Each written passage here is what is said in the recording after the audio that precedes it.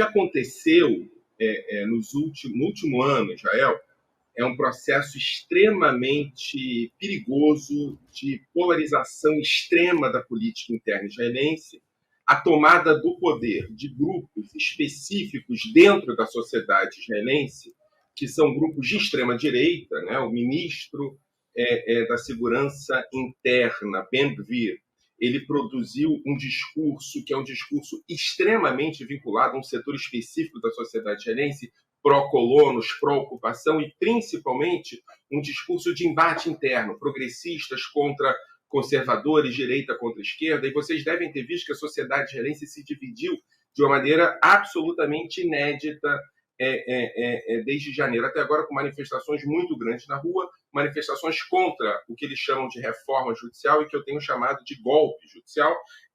Isso tudo foi passado pelo que aconteceu nesse final de semana, né? Eu acho que tem relações entre as duas coisas, e é isso que eu pretendo defender aqui.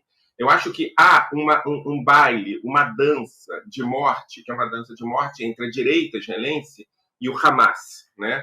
Essa dança de morte se dá por conta de uma incapacidade ou de uma percepção de que esses dois grupos, a direita israelense, principalmente a extrema-direita israelense, e o Hamas, são grupos pouco comprometidos com o efetivo fim da ocupação dos territórios palestinos em 67 por Israel e pouco comprometidos, se não nada comprometidos, com o avanço de uma solução justa para os dois povos, né?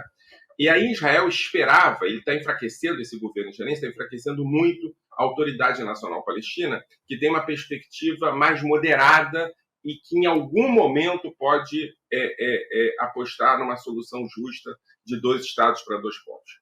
E aí o que acontece nesse momento é que há um fortalecimento do Hamas como referência, né?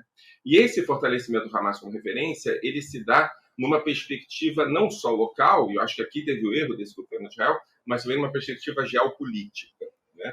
E essa perspectiva geopolítica vincula o Hamas cada vez mais com o Irã e com o Hezbollah e percebe, em algum sentido, que é o momento do Hamas produzir um elemento surpresa.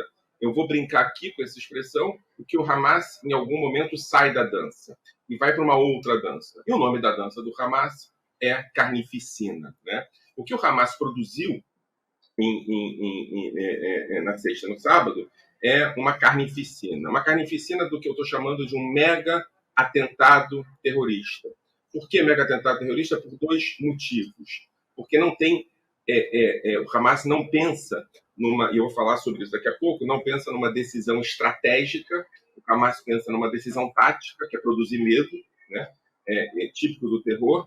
E a segunda perspectiva é uma relação que é uma relação profundamente vinculada a não ter alvos específicos, os alvos são todos aqueles que não são eles, né? Então, os alvos civis como modelo, como foco, né?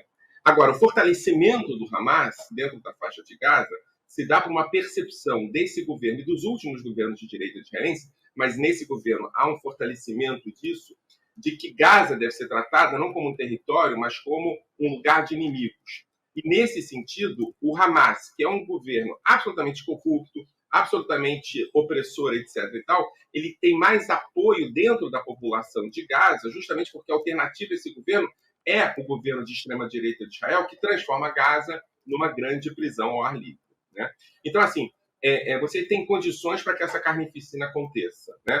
Uma perspectiva terrorista do Hamas e uma relação profundamente pragmática do governo de Israel com o Hamas, que acreditava ser possível administrar o conflito.